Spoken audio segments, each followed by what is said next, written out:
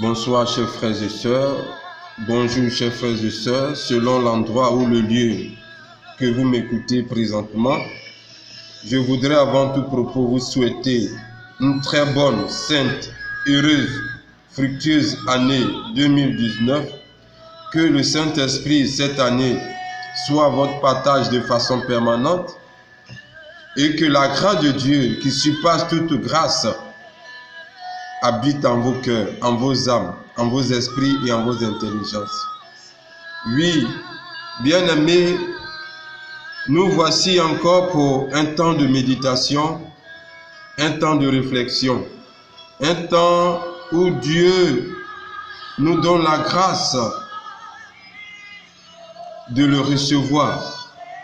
Et bien-aimés, entrons en nous-mêmes et prions.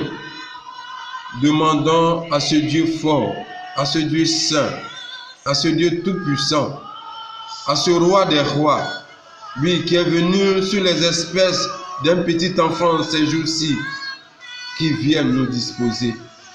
Oui, là où tu es pris, là où tu es, concentre-toi et demande la faveur de Dieu. Oui, Seigneur, ce soir ou ce matin, je veux te prier, je veux te bénir. Je veux te rendre grâce. Je veux élever ton nom en sainteté. Je veux élever ton nom en dignité. Je veux élever ton nom en majesté. Et dire combien de fois tu es bon pour moi. Tu es bon pour ma vie. Tu es bon pour mon existence. Oui, tu es la raison première de mon existence. Tu es la raison première de ma vie. Seigneur, si je vis, c'est parce que tu es Dieu. Si je vis, c'est parce que toi, tu le veux. Raison pour laquelle ce soir ou ce matin, selon laquelle on me reçoit, je te bénis, Seigneur. Je te loue, Seigneur. Je te rends grâce. J'élève ton nom en dignité. J'élève ton nom en majesté. J'élève ton nom en sainteté. J'élève ton nom en gloire. Oh, qui est comme toi? Qui est semblable à toi? Qui est comparable à toi? Qui peut t'égaler, Seigneur? Qui peut tenir devant ta face? Qui peut glorifier Dieu comme toi, Jésus? Oh, sois béni mon roi. Sois adoré mon roi.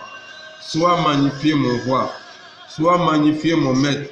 Et mon âme te bénit. Mon âme te loue. Mon âme te s'élève. Tu es le Très-Haut. Tu es le Dieu distingué. Jésus, je veux te couronner, roi de ma vie.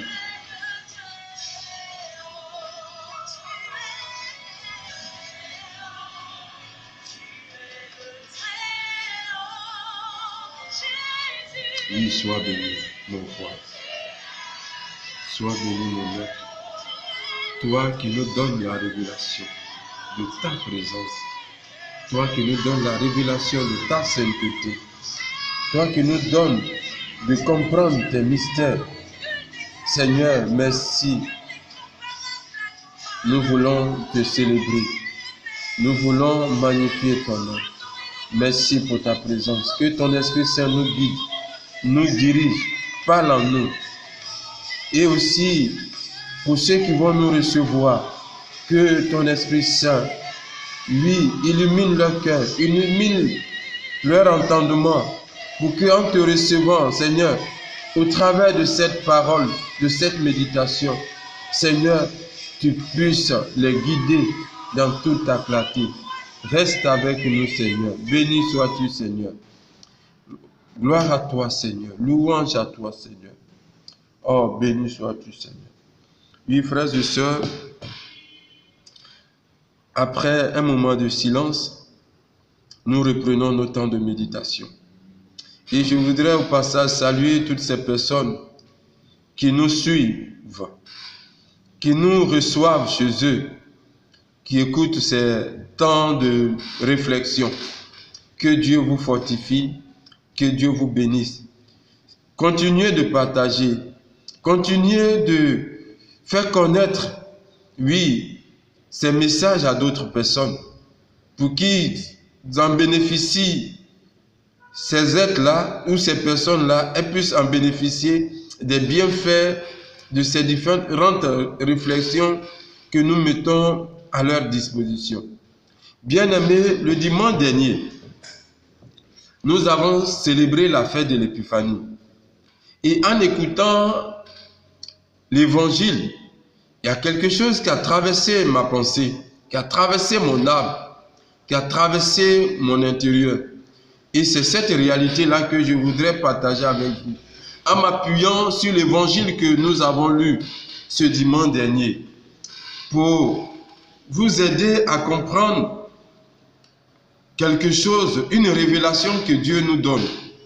Oui, voici ce que nous dit l'évangile, qui était tiré de l'évangile de Jésus-Christ selon saint Matthieu, au chapitre 2, les versets 1 à 12. Voici ce que la parole de Dieu dit. Jésus était né à Bethléem en Judée, au temps du roi Hérode le Grand. Or, voici que les mages venus d'Orient arrivaient à Jérusalem et demandaient: où est le roi des Juifs qui vient de naître? Nous avons vu son étoile à l'Orient et nous sommes venus nous prosterner devant lui. En apprenant cela, le roi Hérode fut bouleversé et tout Jérusalem avec lui. Il réunit tous les grands prêtres et les scribes du peuple pour leur demander où devait naître le Christ. Ils lui répondirent: à Bethléem en Judée. Car voici ce qui est écrit par le prophète. Et toi, Bethléem, terre de Juda, tu n'es certes pas le dernier parmi les chefs-lieux de Juda, car de toi sortira un chef qui sera le berger de mon peuple Israël. Alors Hérode convoqua les mages en secret pour leur faire préciser à quelle date l'étoile était apparue.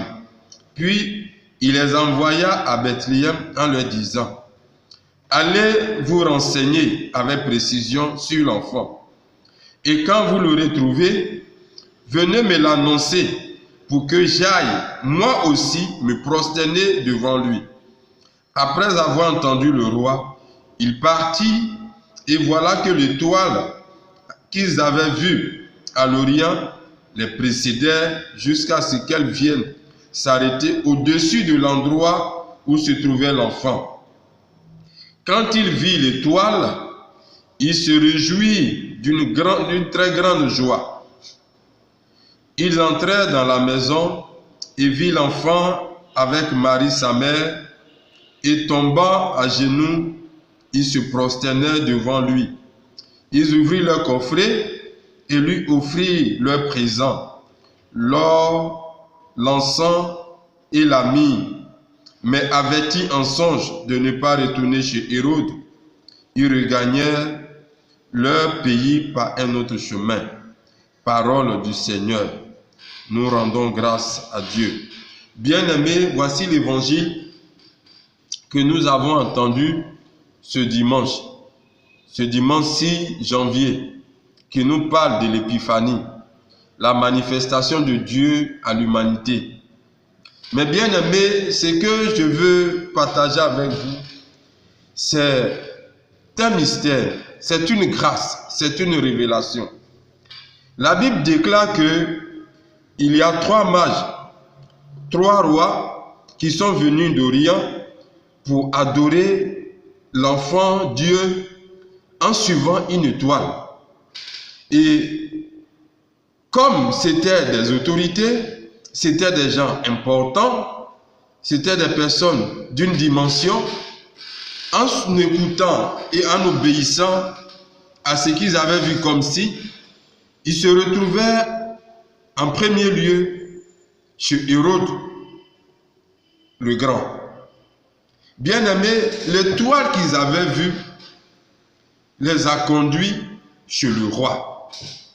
Pourquoi? Parce que c'est leur environnement. Ce sont des personnalités, ce sont des gens importantes, des personnes importantes plutôt. Ce sont des gens d'une certaine dimension, d'une certaine carrure. Et la sagesse a bien voulu que, quand ils ont vu l'étoile, ils puissent aller se renseigner avec précision chez le roi, là où il y a le palais, là où ils étaient sûrs d'avoir toutes les informations requises. Bien aimé, c'est ce qui va se passer.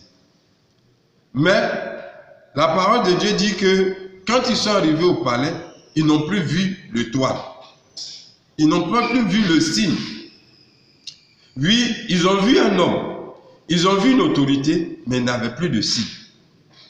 Bien aimé, voici la première réalité que je voudrais nous amener à comprendre. Le signe qu'ils avaient vu et dans leur entendement les a conduits au palais à Jérusalem.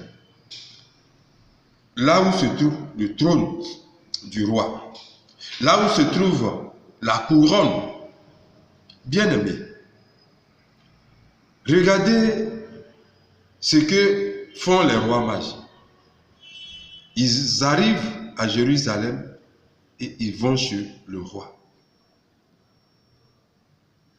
Ça, c'est leur intelligence humaine, c'est leur sagesse qui les a fait prendre ce chemin.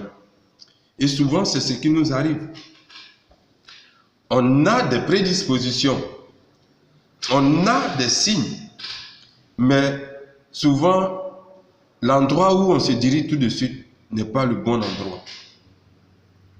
N'est pas l'endroit indiqué pour que ce à quoi nous devons faire face ou nous devons avoir à comprendre ne se trouve pas dans cet endroit-là. Et c'est ce qui s'est passé avec les rois. Ils arrivent au palais. Le palais était d'une splendeur, d'une beauté, d'une... Or, Dieu n'était pas dans ce palais. Dieu n'était pas dans cet environnement. Dans cet environnement, ils ont rencontré une personne, mais n'ont pas rencontré Dieu, qui a pris la peine de se renseigner. Oui, bien-aimé, souvent, dans notre marche, quand nous avons une intuition, nous avons un signe, nous nous adhérons au signe. Mais la source d'information ou la source pour pouvoir comprendre le mécanisme de la réalisation de ce signe-là n'est pas la bonne source. Et c'est ce qui va se passer avec les mages. Ils arrivent chez Hérode. Or, Dieu n'était pas au palais. Dieu n'était pas dans cet environnement. Ils se renseignent et ils sortent du palais. Ils prennent le chemin. En reprenant le chemin, qu'est-ce qui se passe? La Bible dit que l'étoile qu'ils avaient vue se fait encore présent. Ils suivent l'étoile et ils arrivent maintenant au lieu indiqué, Bethléem, maison de Dieu, lieu de la présence. À Bethléem, c'est le lieu de la grâce, le lieu de la faveur, où Dieu est réellement présent. Ils arrivent à Bethléem, une grande ville, un grand espace. Mais quel est le lieu où Dieu va se manifester à eux? Les textes nous disent que le Dieu que nous adorons est né dans une bergerie. Ces rois qui sont d'une certaine splendeur, d'une certaine stature, d'une certaine dimension, se retrouvent à Bethléem, le lieu de la grâce, mais où? Dans une bergerie. Pour dire quoi? Pour voir Dieu, on prend de la hauteur. Mais pour toucher Dieu, il faut descendre. Bien-aimé, c'est le message que le Christ nous révèle. Pour voir Dieu, il faut prendre de la hauteur. Comme Zachée, il voulait voir Jésus. Il est monté sur le sycomore. Il a vu Dieu. Mais pour toucher Dieu, il fallait qu'il descende. Bien-aimé, souvent, nous voulons comprendre Dieu dans notre réalité propre. C'est important, c'est bon. Ça nous aide. Mais pour le toucher, nous devons encore avoir d'autres dispositions de descendre. D'autres dispositions de nous faire plus petits. C'est ce qui va se passer avec ces rois. Comme le titre l'indique, ce sont des rois, des autorités. Ils descendent. Et quand ils descendent, ils découvrent la grâce de Dieu. Ils découvrent la présence de Dieu. Et cette présence de Dieu va se manifester où? Dans un lieu où on élève les moutons. Bien-aimé, de toi à moi, si on te dit d'aller dormir dans une bergerie avec la puanteur, tu ne vas jamais accepter. Comme moi aussi, je ne vais jamais accepter. Parce que c'est un lieu crasseux. Un lieu où il y a une saleté pas possible. Un lieu qui pue. Et pourtant, c'est dans cet environnement que Jésus a accepté de naître. Bien-aimé, la grâce de Dieu, la faveur de Dieu n'est pas liée à l'environnement. La faveur de Dieu n'est pas liée aux événements, aux situations, mais la faveur de Dieu est liée à toi qui m'entends, à toi qui m'écoutes, à toi qui me reçois. Oui, les rois mages sont allés dans une bergerie et la Bible dit que par la suite, ils se sont prosternés pour adorer parce que l'étoile qu'ils avaient vue s'est fait présent quand ils sont arrivés dans cet endroit-là. Et le signe qu'ils avaient vu, c'était le signe de l'enfant couché. Et ils se sont mis à adorer. Dieu a parlé à leur cœur et ils ont adoré. Ils n'ont pas regardé l'environnement. Ils n'ont pas regardé les circonstances, les événements. Mais ils ont regardé la présence de Dieu qui était en ce lieu. Et cette présence de Dieu-là, c'était l'enfant Jésus. Oui, ce n'était pas l'environnement de la bergerie. Ce n'était pas le cadre de la bergerie qui impressionnait. Ce n'était pas ce qui se déroulait, les situations autour. Mais c'était la présence de Dieu dans ce lieu-là. Bien-aimé, je veux te dire que cette grâce-là, c'est toi qui m'écoutes. C'est toi qui m'entends. Ce n'est pas les événements qui t'entourent qui est essentiel, qui est important. Ce qui est important, ce qui a de la valeur pour Dieu, ce qui est comme bénédiction pour Dieu, c'est toi qui m'entends, toi qui m'écoutes. Que tu sois dans l'abondance, que tu sois dans la pauvreté, que tu sois dans le besoin, dans la nécessité, c'est toi qui intéresse Dieu. C'est ce que je veux te faire comprendre ce soir. C'est ce que je veux te révéler. Ce qui est important, c'est toi qui m'entends, toi qui m'écoutes. C'est toi que les rois mages sont venus adorer. C'est toi que l'humanité veut connaître. C'est toi que l'Église veut utiliser comme instrument de grâce et de bénédiction. L'humanité t'attend parce que tu es la révélation que le monde doit connaître. Tu es la bénédiction que le monde doit recevoir. Et pourtant, comment tu te vois? Tu regardes ton cadre, tu regardes ton lieu, tu regardes tout ce qui se passe autour de toi, alors que tu refuses de te regarder toi-même, qui est source de bénédiction. Qui est bénédiction parce que tu es grâce de Dieu, tu es faveur de Dieu, tu es bonté de Dieu, tu es bénédiction de Dieu. Oui, ils sont allés, les rois, ces autorités-là, et ils ont fléchi genoux, parce que Dieu s'est révélé dans cet endroit de saleté. Oui, tu penses que tu es sale, tu penses que tu es impur, tu penses que tu n'es pas digne, tu n'es pas méritant. Oui, tu ne l'es pas, mais tu as la faveur de Dieu, tu as la grâce de Dieu, tu as l'agir de Dieu, tu es une bénédiction de Dieu. C'est ce que je suis venu te dire ce soir. C'est ce que je suis venu te répéter ce matin.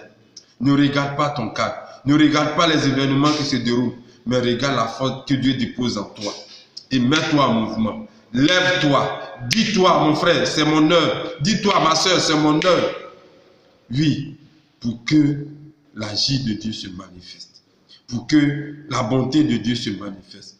Pour que, oui, la faveur de Dieu, qui surpasse toute faveur, se manifeste. Oui, Épiphanie, c'est toi. C'est Dieu qui se manifeste. Tu es la personne que Dieu veut manifester à l'humanité. Tu es la personne que Dieu veut révéler à notre société d'aujourd'hui, qui est en perte.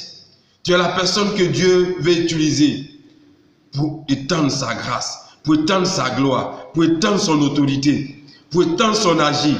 Toi, tu dis quoi, mon frère? Toi, tu dis quoi, ma soeur?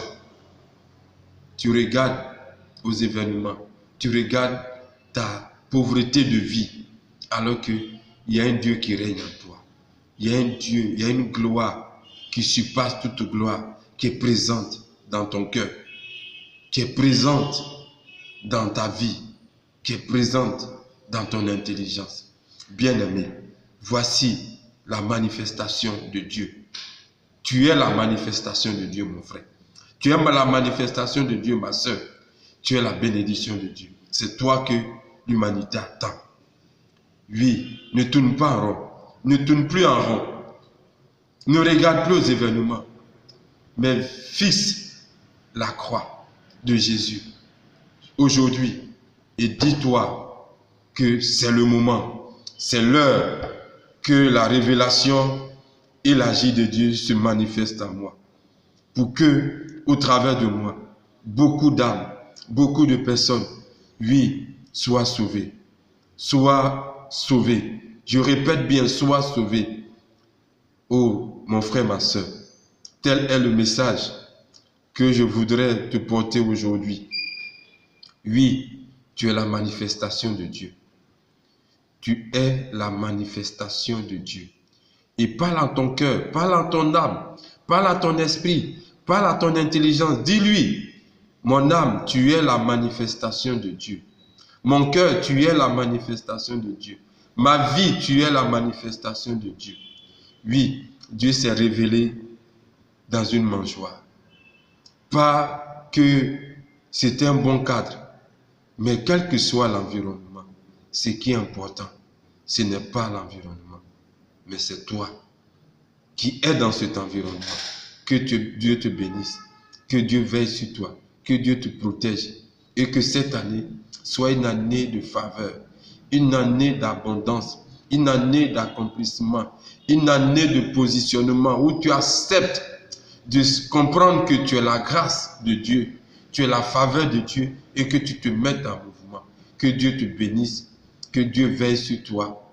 Amen. Si ce message t'a plu, si tu l'as aimé, je prie que tu le partages autour de toi pour que nous tous, en cette année, par notre agir, nous puissions impacter notre environnement.